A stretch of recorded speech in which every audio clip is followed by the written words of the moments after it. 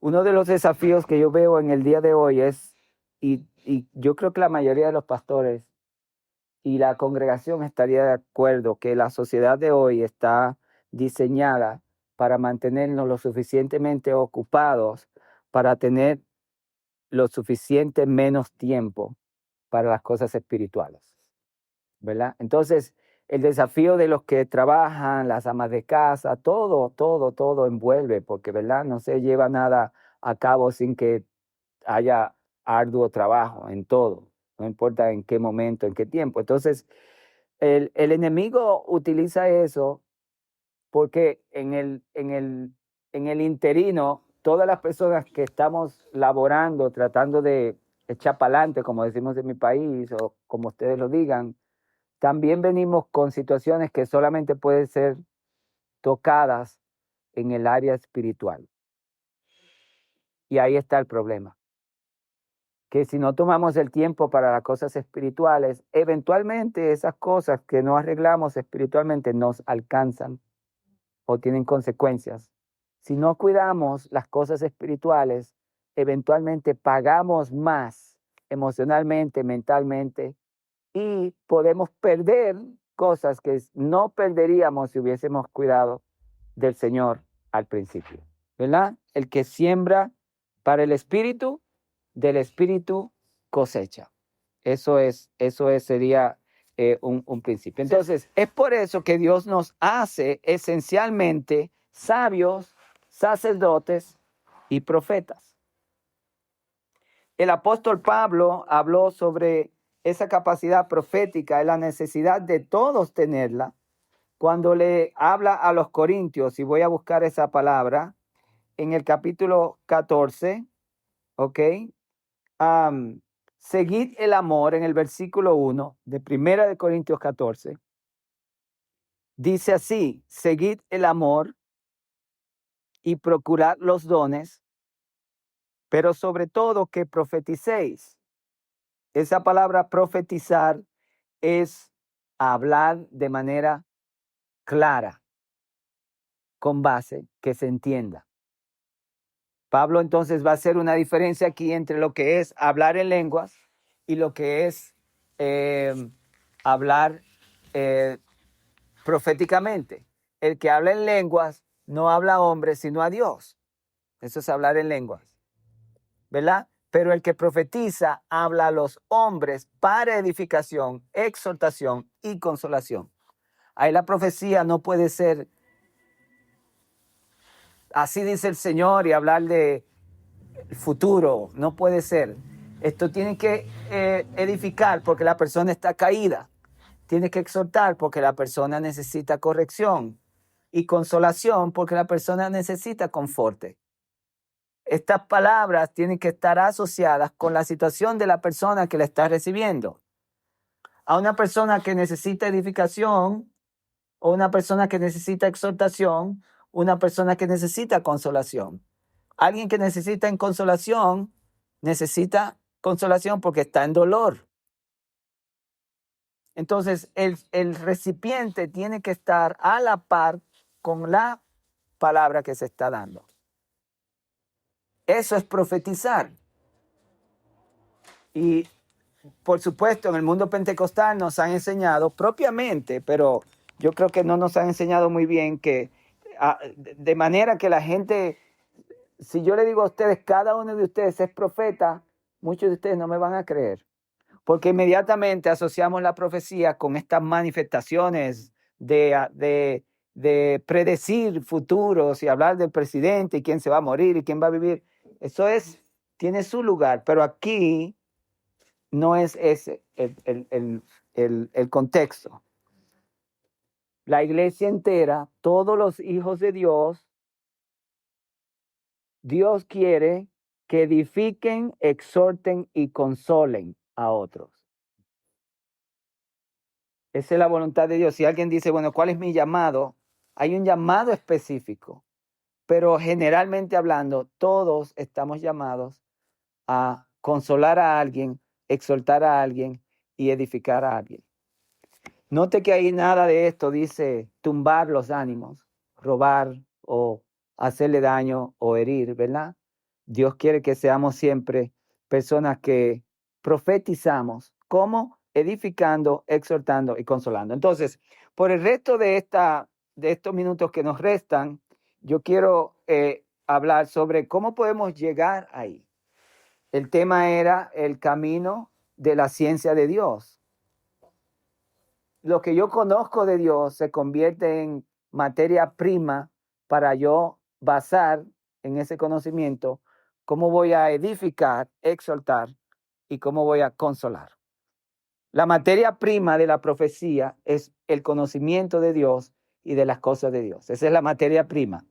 Si no tengo conocimiento de Dios, porque hay mucha gente que profetizan, pero profetizan basura porque lo que profetizan es sus emociones, sus pensamientos y muchas veces mal conocimiento y hacen daño a ellos y hacen daño a otros. Entonces, el camino de la ciencia de Dios, esta escritura me llama mucho la atención en Proverbios 30, 5 al 6.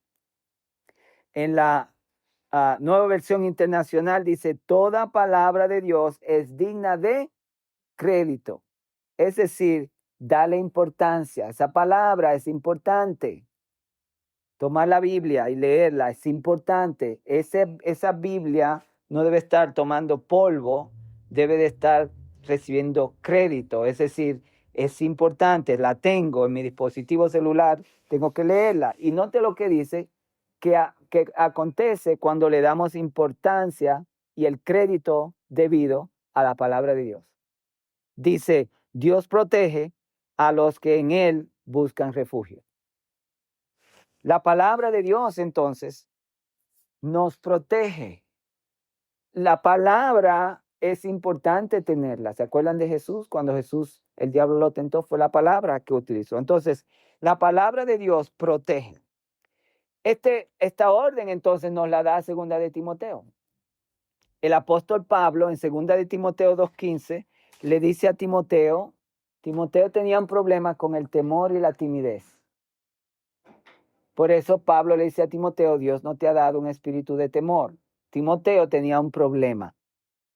Este joven Timoteo decía, ninguno tenga en poco tu juventud. Era joven. Dice que su mamá y su abuela lo habían instruido en la palabra desde pequeño, pero Timoteo tenía problemas con temor. Y se minimizaba porque era muy joven. Y quizás en la misma iglesia decían, tú eres un muchachito, ¿qué me vas a enseñar a mí? Y Pablo lo encomendaba y le da esta palabra, esfuérzate por presentarte a Dios aprobado como obrero. Como obrero, ¿se acuerdan? Pablo dice a los corintios que tenemos que edificar, exhortar y confortar. Ese es el ministerio de todos los cristianos. Y aquí la palabra es esfuérzate a lograr eso. Pero hay una cosa que le dice el apóstol Pablo a Timoteo. Esfuérzate para presentarte a Dios como obrero, ¿verdad? Hay una línea que dice que no tengas que avergonzarse, pero al final dice esto, alguien que se esfuerza para interpretar rectamente la palabra de verdad. Entonces, a las personas que Dios está llamando en el contexto de 1 Corintios 14 a ser profetas, gente que edifica, exhorta y conforta, a esas personas el Señor les dice, esfuérzate en lograr eso. Esfuérzate en ser un cristiano que logras en el ámbito donde Dios te pone, a ser alguien que en cualquier momento Dios te puede usar para edificar, exhortar y confortar. Quiere decir que Dios va a poner gente alrededor de cada uno de nosotros que va a necesitar esas tres cosas, o una de esas tres cosas. Y queremos ser atrapados por esos momentos, listos para que el Señor nos use. Esfuérzate por presentarte a Dios aprobado como obrero que interpreta rectamente la palabra de verdad. Entonces, nuestro esfuerzo es conocer la Biblia. Déjeme darle un ejemplo del por qué se puede hacer tanto daño a nosotros cuando no entendemos quién nos está predicando, si está en la palabra de verdad. o que nosotros, por no conocer la palabra, le demos un consejo a alguien que no fue de parte de Dios, aunque parecía bueno. Hija, esto es Salmo 137, 8. Hija de Babilonia, la desolada. Bienaventurado el que te diere el pago de lo que tú nos hiciste. Dichoso el que tomare y estrellare tus niños contra la peña. Pero Pastor Orlando, está en la Biblia. Y la Biblia es la palabra de Dios. Bueno, usted no puede tomar este versículo y no interpretarlo bien en el contexto. Pero este es un versículo desafiante para el que no hace lo que Pablo manda hacer a Timoteo en esta escritura. Esfuérzate para ser alguien que sabe interpretar rectamente la palabra de verdad. Varios principios que les voy a dar. Número uno, toda la palabra de Dios que usted vaya a predicar, enseñar, mencionar, tiene que estar sometida al Nuevo Testamento bajo el liderazgo de Cristo. Tiene que estar bajo la interpretación cristocéntrica. Porque ¿qué dice el Señor? Yo vine para dar ¿qué? Vida. Y vida en abundancia. No a matar niños. ¿Vieron cómo se cae de una vez? Entonces, siempre principios teológicos de mi parte para enseñarles a ustedes, apréndanse eso y nunca se olviden. Cualquier interpretación bíblica, texto bíblico, mensaje o enseñanza que en cualquier contexto se utilice, tiene que estar bajo el control nuevo testamentario del liderazgo de Jesús y las enseñanzas de los apóstoles, porque cuando hablo de los apóstoles me refiero a las epístolas, Pablo, Pedro, Juan, Santiago, ¿verdad? Ellos interpretan a Cristo y nos explican bien al Señor, porque ellos están en sí sometidos a Jesús. Entonces, nunca acepte ninguna palabra negativa de nadie de parte de Dios. Ningún sueño negativo, te vi que te caíste de un carro, que te va a pasar esto, nunca, porque inmediatamente la escritura, Cristo vino para dar vida y vida en abundancia. El diablo o el ladrón viene para matar, robar y destruir. Lo negativo no es de Dios. Inmediatamente el principio de la vida aplica en toda la interpretación. Entonces, eso es lo primero. Esto de estar bajo el liderazgo de Jesús quiere decir que toda palabra que se imparta a usted o que usted imparta a alguien, siempre manténgala dentro del concepto nuevo testamentario. Ya lo explicamos. Todo lo que es de Dios edifica, exhorta y conforta. Si no edifica, no te exhorta hacia el bien o te conforta, los puedes rechazar 100% seguro. Porque ya dijimos que el Salmo 139:9 de matar a los niños contra la pared como principio no es la verdadera interpretación, sino dar vida. Entonces, eso es lo primero, tiene que ser vida. 2, debo de yo hacer un esfuerzo de comprender la Biblia más para comunicarla mejor. Comprender la Biblia más para comunicarla mejor. Número 3, yo tengo que tomar responsabilidad sobre cómo yo estoy interpretando la Biblia. Responsabilidad quiere decir que la voy a interpretar estudiando bien las cosas, las historias, mirando cómo fue, haciendo preguntas, entendiendo bien el contexto para que yo no sea un malintérprete. Entonces hay que tener cuidado. Responsabilidad sobre mi interpretación es yo me hago responsable de lo que voy a decir. Tengo que hacer un compromiso con los principios bíblicos. Debo saber discernir y evitar los errores propios y ajenos. Debo recibir la transformación del Espíritu en mi propia vida, que es el fruto. Y estas son simplemente la medida principal. Yo diría que la medida principal es doctrina, se refiere a todo lo que está escrito, y conducta es como lo que está escrito está tocando mi conducta. La doctrina debe de tocar mi conducta. El hombre casado no adultera. La mujer casada es fiel. La conducta es cambiada, ¿verdad? Por la doctrina.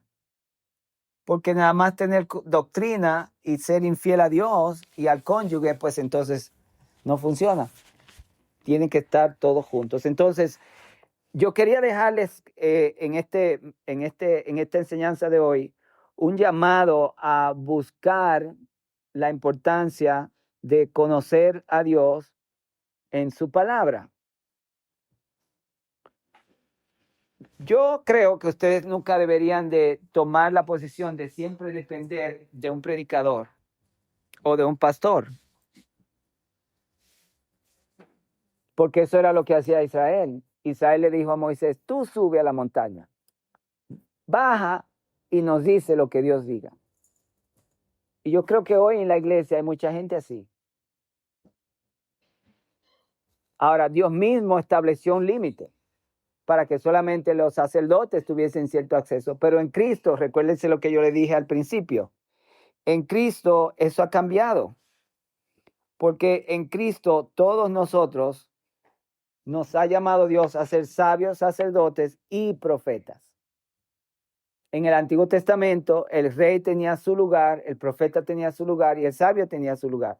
En el Nuevo Testamento Cristo es los tres y por medio de Cristo nosotros también lo somos. Entonces nosotros tenemos que tomar la responsabilidad de conocer la Biblia. Y aquí hay una clave con la que les quiero dejar. Usted no necesita ir a ningún instituto para esto. Usted puede ir a Google. Ahora puede preguntarle a ChatGPT. ChatGPT le ayuda. ¿Verdad? La tecnología cambió. Ya no hay excusa. Usted puede educarse, autoeducarse en tantas cosas. Una clave de la interpretación bíblica para crecer, ¿ok? Es cuando usted toma un libro, cualquier libro de la Biblia, váyase a Google, pregúntele a ChatGPT o a alguien sobre el libro que va a leer. ¿Qué es lo que el autor escribió, el autor original? Si fue Pablo, si fue Mateo, si fue Lucas. Y saber de qué se trata el libro. Antes de leer un pasaje, váyase a la internet. ¿De qué se trata el libro de Juan? Y va a encontrar un montón de cosas por las que no tiene que pagar. Eso le da la historia. ¿Ok? Ahora, antes de usted recibir lo que Dios le quiere decir a usted, ahora hágale justicia a la audiencia a la que fue escrito. Porque cuando está leyendo un libro hay cosas que si usted conoce qué tipo de audiencia, va a entender por qué el autor utilizó ciertas palabras. Pablo era multidimensional. Pablo escribía a gente romana, a gente griega y a gente judía. Y cuando le escribía a los judíos, hablaba de una manera que no era igual a cuando le escribe a los griegos. Le habla a los griegos o se dirige a los judíos o otras personas. Romanos. El Evangelio de Marcos es muy particular porque el Evangelio de Marcos usa términos para los romanos y los explica. Entonces, usted cuando vaya a leer un libro de la Biblia, si quiere crecer en esto que yo le estoy diciendo, que les recomiendo para que pueda tener un buen contenido, ¿para qué? Edificar, exhortar y confortar. Usted primero averigüe de qué se trata el libro en general. Luego, vaya a la internet y pregunte cuál fue la audiencia de este libro. ¿Qué escucharon ellos? ¿Por qué se le dirigió la carta o el mensaje a ellos de esa manera? Los libros de la Biblia tienen un contexto. No fueron escritos así al azar para todo el mundo. El Espíritu Santo lo transmite a nosotros de una manera, pero Mateo tiene una razón por la que dice el reino de los cielos, en vez de decir el reino de Dios. ¿Saben por qué? Porque los judíos no quieren mencionar el nombre de Dios. Pero ahora lee sobre el reino de Dios, el reino de los cielos en Lucas y todo cambia. El reino de Dios ha llegado. Entonces, todas estas cosas importan. Jesús le habló a los discípulos, pero cuando Mateo escribió el Evangelio de Mateo, décadas después, le estaba hablando a otra audiencia que no tuvo presente cuando Jesús le habló a los discípulos. Y Mateo le está hablando a esa audiencia. Y esa audiencia importa. Entonces, aprender qué dijo el autor y las características de la audiencia le van a ayudar a usted a leer el libro mejor. Y entonces, eso va a magnificar el mensaje que el Espíritu Santo le quiere dar a usted hoy. Porque tiene contenido, ya entendí. Por eso fue que Jesucristo usó estas palabras aquí. Por eso fue que Mateo habló así y Lucas habla asá. 3 cosas que yo les recomiendo. Ya comience a hacer estas cosas de una manera divertida. ¿De qué se trata el libro? ¿Cuál es la historia de la audiencia? Y entonces usted va a ver cómo el Espíritu Santo utiliza eso para hablarle mejor a usted. Y usted puede utilizar eso para hablarle mejor a otros. ¿Cuál es la meta entonces? La meta es conocer a Dios y ser su pueblo. La meta del camino de la ciencia de Dios es conocerlo y ser su pueblo. Y ser su pueblo significa que usted va a poder lograr lo que el apóstol Pablo le dijo a los corintios que tenían que seguir para hacer una iglesia completa, de tener responsabilidad para no cometer los errores ajenos y los propios. Esfuérzate quiere decir, haz el trabajo. No va a llegar a ti sin que tú entres al río, como predicó mi esposa, ¿verdad? Hasta que el río te suba hacia arriba. Tú tienes que tomar la decisión de caminar en el camino de la palabra.